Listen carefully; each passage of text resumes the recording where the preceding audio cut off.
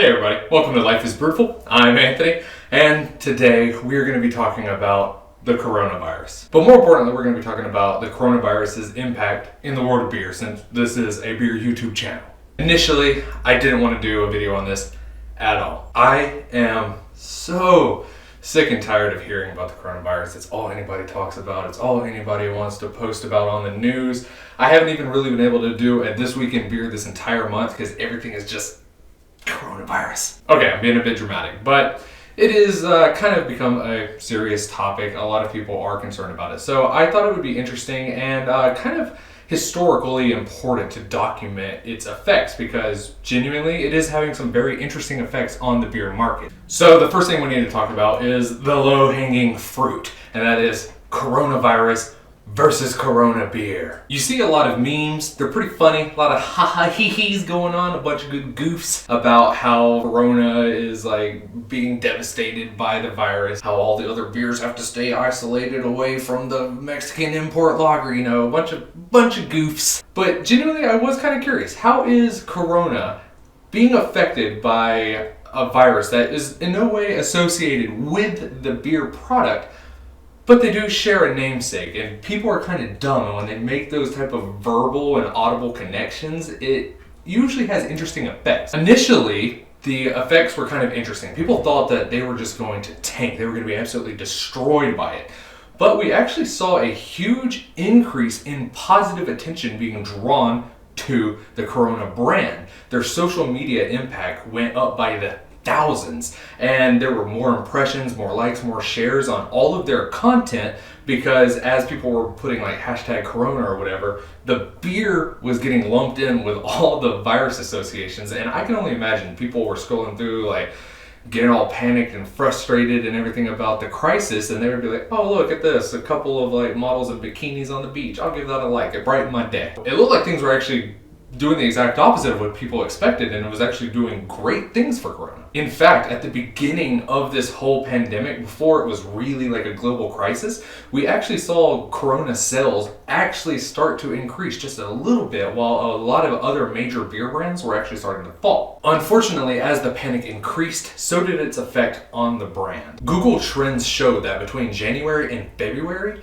the Google search for Corona beer virus actually increased by over 3,000%. And people really started getting concerned when a PR firm coming out of America released a statement saying that 38% of Americans would not drink Corona beer because of their presumed assumptions, connections to the actual virus. This actual poll was a huge scam. I think the PR firm did less than 100 people, and 38% of that less than 100 people said something dumb like that. So it was not a genuine test. There were no like control groups. It wasn't fair, accurate reporting, but it still went viral. And I can't help but think that it probably still did have a slight impact on Corona's overall business model, despite the fact that they have come out and said that their sales are actually not hurt at all. These unfortunate claims by this dumb pollster was kind of bolstered a little bit when people started looking into it, and they saw that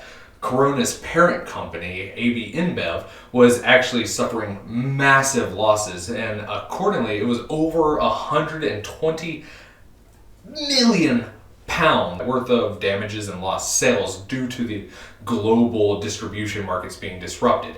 And a lot of people took that and associated it directly to Corona. That way they could get those hot clicks and compound that headline and optimize their search engine. So it's a lot of dumb bullshit. Moving on.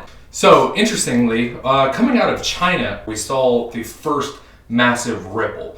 Carlsberg shut down some of their production facilities and said that they were going to discontinue their distribution into it. And this was because of fear of contaminating the workers. It was fear of releasing a tainted product, and it was also just because of overall lack of sales. Were not creating enough revenue to keep the operations running. Additionally, we saw California-based Stone, their Shanghai-based operation, it closed its doors as well, and on their social media they're talking about how it's due to Corona, but a lot of people have been speculating that that was just a failed venture and it was just a matter of time. So this seemed like a very good, convenient excuse.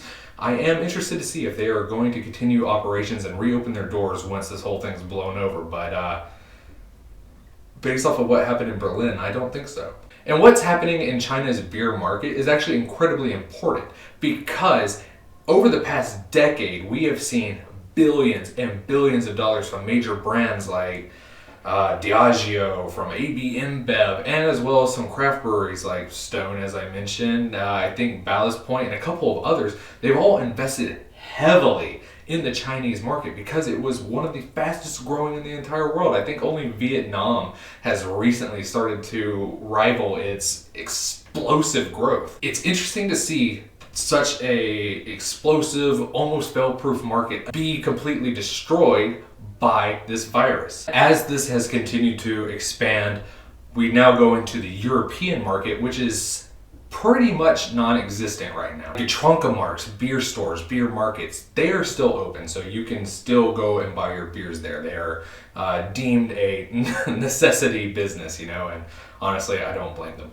Grocery stores are still open and you can buy beer there, although a lot of these places, their stockpile, their supply is being ravaged by crisis buyers, by hoarders and stockpilers, so it is getting a little bit harder, but luckily the beer markets are still open. It's just the breweries, the tap rooms, the pubs, the beer gardens, all the things that would normally be thriving right now, they're all pretty much shut down due to the self-isolation, due to the quarantine, due to the governmental lockdown on businesses like that. So it is hitting them hard, especially since this is the time where people are starting to come out. It's starting to warm up, the sun's shining, people are out riding their bikes, and this is normally when these establishments would be getting the majority of their business. With the tourism mostly being canceled, pretty much all being canceled, and now the locals can't go out as well, a lot of these businesses are going to be suffering, and hopefully some more governmental aid comes in to sustain them, or else I have a feeling not so much your long legacy brands like your Weihenstephaners, your Polliners, they're going to be fine,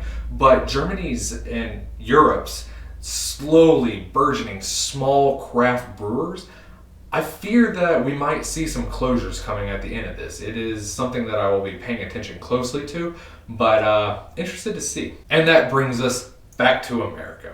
So America, a lot of small businesses are being absolutely ravaged, especially in the beer sector. We have started seeing some relaxation in the laws and a little bit of government support in that manner, where a lot of breweries are now offering delivery and sales to go in states where those were previously prohibited. Now, if you want to crack open a cold one while getting your takeout meal for home, you can now do that in Fargo. Starting today, customers can get beer and wine with takeout, delivery, or curbside meals at places that sell alcohol.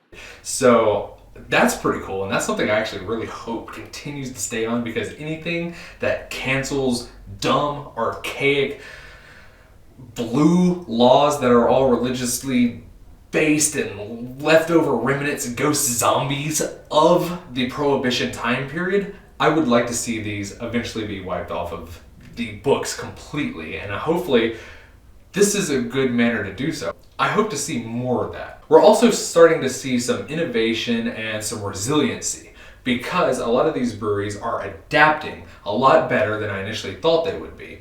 Most of the American beer market now, most of the sales are direct sales to consumers through tap rooms and direct non-distributed canned releases. I'm starting to see some breweries switch over to start producing pure alcohol or hand sanitizer or cleaning products, and that's a type of market shift that I don't think we've really seen since World War II, since other periods of crisis like the wildfires or Katrina, where breweries would just start canning water for release. I'm just proud of the beer community, and I'm really proud of how we're coming together and how we're focusing and overcoming, not only to help better and fight off this pandemic, but additionally to survive. Now, with all that being said, sales are still down, and they're going to stay down for the foreseeable future if my predictions are correct.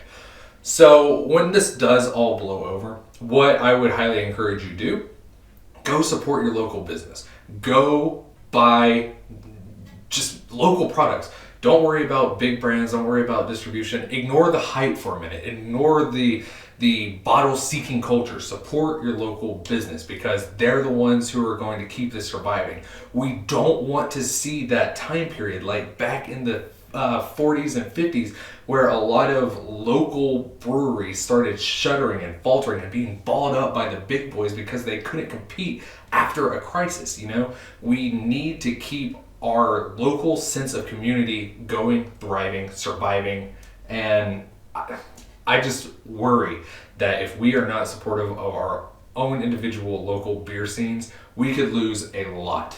Support local, buy local, drink local, keep the beer market stable. Whew. All right, so that was a whole lot of information. We went through it pretty fast. I am interested to follow up with this. We'll look at it again in maybe a year or so after everything's died down to see the long-lasting second, third, fourth order effects that came out of this coronavirus. And I do believe there will be more impact to the beer world because of this. I do see a beer recession. I do see a lot of breweries closing in the foreseeable future. It sucks, but I don't think we were really playing with a full deck here. I don't think we were established as a community to fight off a crisis. This is the first major event that has recessed the ever-expanding beer market besides natural decay and decline. So with that being said, just grab some beers, kick back, enjoy your isolation, enjoy your quarantine, drink a few sides, watch a couple of YouTube videos, let the whole thing blow over, do your part, just, don't panic. Don't freak out. Things are going to be okay. Thank you very much for watching, everybody. I really hope you enjoyed. Please let me know if there are anything that we missed that need to be discussed. And like I said, don't panic. Stay safe. Stay healthy. Just chill. Cheers, everybody.